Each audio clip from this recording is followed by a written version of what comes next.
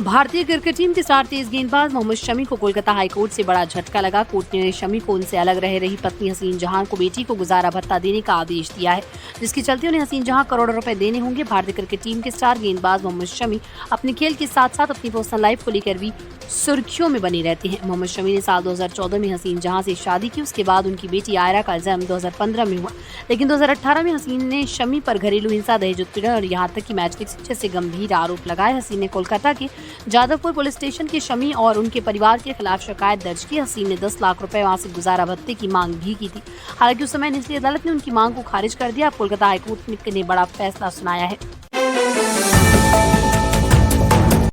Gujarat high court में एक मामले पर वर्चुअल सुनवाई चल रही थी। इस बीच एक ऐसी तस्वीर सामने आई जिसने सभी को चौंका दिया। एक वकील सुनवाई के दौरान बियर पीते हुए नजर आए। इसके बाद अब वकील पर एक्शन लिया गया। गुजरात हाईकोर्ट में 26 जून को सुनवाई के दौरान सीनियर वकील वर्चुअल सुनवाई के बीच में बियर पीते साफ दिखाई दिए। इसके बाद कोर्ट ने सोमवार को उन पर एक्शन लिया। सीनियर वकील भास्कर तन्ना के खिलाफ अदालत की अवमानना की कार्रवाई शुरू कर दी गई। जस्टिस एस सुपेहिया और आर.टी. वच्छानी की बेंच ने तन्ना की इस हरकत को अपमानजनक करार दिया। इसके साथ उन पर एक्शन लेते हुए उन्हें वर्चुअल मोड से पेश होने पर रोक लगा दी। कोर्ट ने कहा आदेश को मुख्य न्यायाधीश के सामने रखा जाएगा। कोर्ट ने कहा अगला आदेश पारित होने तक हम भास्कर तन्ना को स्पीच के सामने वर्चुअल मोड के जरिए उपस्थित होने पर प्रतिबंधित लगाते हैं।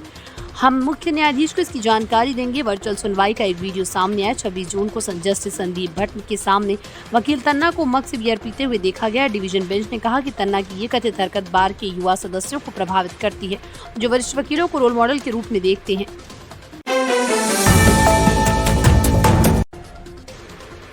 पहलगाम हमले के बाद पाकिस्तान गई एक महिला को लेकर केंद्र सरकार और जम्मू कश्मीर हाईकोर्ट आमने सामने है। दरअसल हाईकोर्ट ने एक आदेश दिया था जिसने उसे केंद्रीय गृह सचिव को 62 साल की रक्षंदा राशिद को 10 दिन के अंदर पाकिस्तान से वापस लाने का निर्देश दिया। इस आदेश के बाद मंगलवार को केंद्रीय गृह मंत्रालय ने कहा न्यायपालिका को किसी विदेशी नागरिक को निर्वासित करने के कार्यपालिका के निर्णय को रद्द नहीं करना चाहिए। सरकार ने कहा हाईकोर्ट का आदेश संवैधानिक रूप से अस्वीकार्य और अस्थिर है, क्योंकि इसमें जुडिशियल रीट को भारत से संप्रभु क्षेत्र से बाहर पाकिस्तान में लागू करने का निर्देश दिया गया, जहां उसे निर्वासित किया गया और इस प्रकार यह अधिकार क्षेत्र से बाहर है। मंत्रालय ने यह भी कहा कि अदालत का निर्देश कानूनी रूप से अपरिवर्तनीय है और कूटनीतिक रूप से अस्थिर है।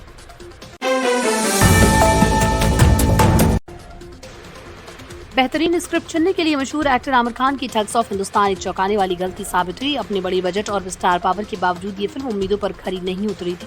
आमिर की फिल्म से सभी को निराशा हाथ लगी। काफी वक्त गुजर जाने के बाद जब सुपरस्टार ने खुलकर इस फिल्म के फ्लॉप होने को लेकर बात की, उन्होंने बताया कि क्या क्या गलत हुआ, कास्टिंग में दिक्कत से लेकर स्क्रिप्ट में बड़े बदलाव तक, जिससे वो निराश हो गए। आमिर ने बताया कि फीमेल लीड रोल के स्पेस को भरना आसान नहीं था। फातिमा सना शेख के आने से पहले कई टॉप एक्ट्रेस ने उसे ठुकरा दिया। उन्होंने बताया कि जब हम इसके लिए कास्टिंग कर रहे थे तो किसी और फीमेल एक्टर ने इस रोल के लिए हाँ नहीं कहा। दीपिका, आलिया, श्रद्धा सभी ने मना कर दिया। पूरी इंडस्ट्री को ये फिल्म ऑफर की गई थी, लेकिन कोई भी इसे करना नहीं चाहता था। जब उनसे पूछा गया कि क्या स्क्रिप्ट की क्वालिटी इसकी वजह थी, तो आमिर ने माना कि ये भी एक वजह हो सकती है।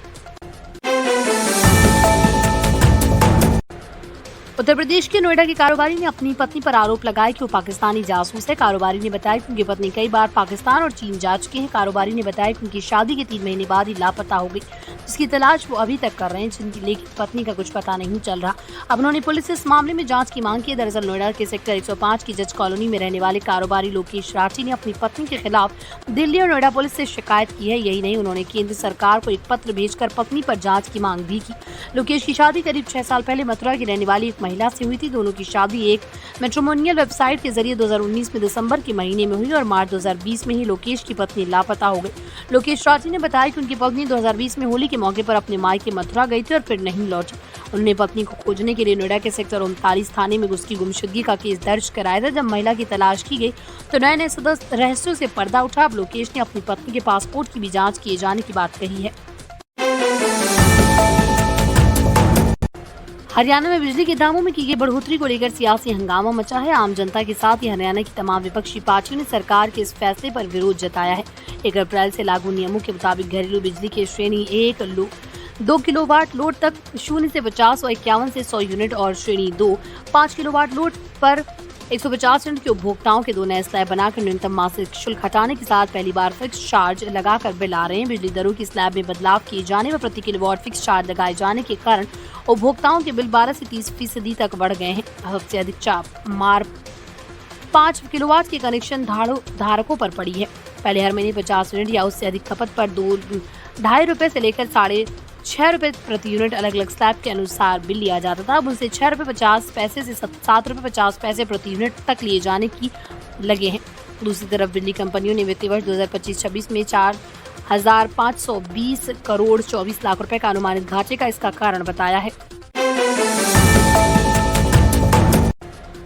Quad Bharat, America, Japan, Australia ने दक्षिण और पूर्वी चीन सागर में चीन की गतिविधियों की कड़ी निंदा की। चीन के जल क्षेत्रों में जहाजों से टक्कर, वाटर कैनन से प्रयोग और संसाधनों पर अतिक्रमण की निंदा करते हुए क्वाड ने अंतर्राष्ट्रीय कानून के पालन पर जोर दिया। 2016 के अंतर्राष्ट्रीय पंचायत के फैसले का जिक्र करते हुए क्वाड ने चीन को चेतावनी दी। क्वाड ने दक्षिण और पूर्वी चीन सागर में चीन की आक्रामक गतिविधियों की कड़ी निंदा की।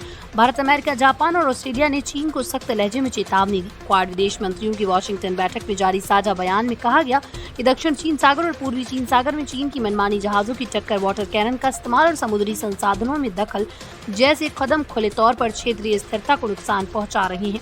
बिना नाम लिए चीन को घेरते हुए क्वाड ने कहा, हम एक तरफा बल प्रयोग या दबाव डालकर मौजूदा स्थिति बदलने की किसी भी कोशिश का कड़ा विरोध करते हैं। क्वाड ने साफ कहा कि वो इन उकसाऊ हरकतों जैसे सैन्य विमानों और समुद्री मलेशिया द्वारा खतरनाक चालें चलना, तटवर्ती संसाधनों के विकास में बाधा डालना और नौवहन तथा हवाई उड़ान की स्वतंत्रता रोकना किसी भी हालत में स्वीकार नहीं करेंगे। राजा रघुवंशी हत्याकांड में हर रोज नए खुलासे हो रहे। इस मामले में पुलिस अब तक 8 आरोपियों को गिरफ्तार कर चुकी है। फिर भी पुलिस इस केस में उन सारे सबूतों की तलाश में जुटी है जो इस केस को और मजबूत बना सकते हैं। इस बीच एक और बड़ा खुलासा हुआ। बताया जा रहा है कि पुलिस ने 2 मंगलसूत्र बरामद किए जो सोनम के बताए जा रहे हैं। इन दोनों मंगलसूत्रों के मिलने से कई बड़े सवाल खड़े होते हैं।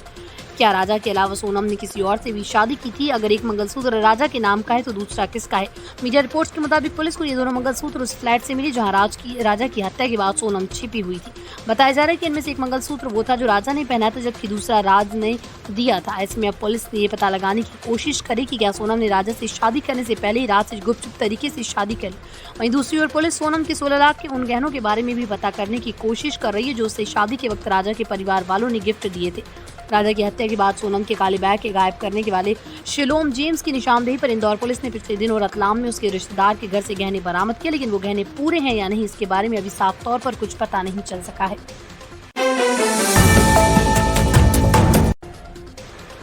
जवाहरलाल नेहरू विश्वविद्यालय यानी जेएनयू ने विदेशी छात्रों को एक बड़ी खुशखबरी दी है। जेएनयू ने विदेशी छात्रों की ट्यूशन फीस में बड़ी कटौती की घोषणा की है। इस शैक्षणिक वर्ष से इंटरनेशनल छात्रों को काफी कम फीस देनी होगी। कोर्स और छात्रों के मूल क्षेत्र के आधार पर 33% की 80% तक की कटौती होगी। जेएनयू ने अंतर्राष्ट्रीय प्रवेश को बढ़ावा देने और अपनी वैश्विक प्रतिष्ठा को बढ़ाने के उद्देश्य से ये फैसला किया। सबसे ज्यादा फीस कटौती सार्क देशों, अफ्रीका और लैटिन अमेरिका के छात्रों के लिए की गई। फीस घटाने का उद्देश्य विकासशील देशों के छात्रों के लिए जेएनयू को अधिक किफायती बनाना है। अफ्रीका और लैटिन अमेरिका के छात्रों को अब मानविकीय कोर्सेज के लिए प्रति सेमेस्टर सिर्फ $300 यानी करीब 25,680 रुपए का भुगतान करना होगा, जबकि पहले उन्हें $1,500 यानी करीब 1,28,400 रुपए फीस देनी होती थी। वहीं अफ्रीका और लैटिन अमेरिका के साइंस के छात्रों की फीस घटकर $400 यानी करीब 34,240 रुपए हो गई, जबकि पहले उन्हें $1,900 यानी करीब 1,62,640 रुपए का भुगतान करना होता था। टीम इंडिया के स्टार तेज गेंदबाज मोहम्मद शमी इन दिनों सुर्खियों में है। दरअसल कोलकाता कोर्ट ने एक फैसले के बाद मोहम्मद शमी अपनी पूर्व पत्नी हसीन जहां के अकाउंट में हर महीने लाखों रुपए डालेंगे। मोहम्मद शमी और हसीन जहां एक दूसरे से करीब 7 साल से अलग रह रहे हैं। हसीन जहां सोशल मीडिया और मॉडलिंग की दुनिया में एक्टिव है और यहीं से उनकी अच्छी खासी कमाई होती है। ऐसे में आइए जानते हैं वो कितनी अमीर है और उनके कितने पैसे रुपए मिलेंगे।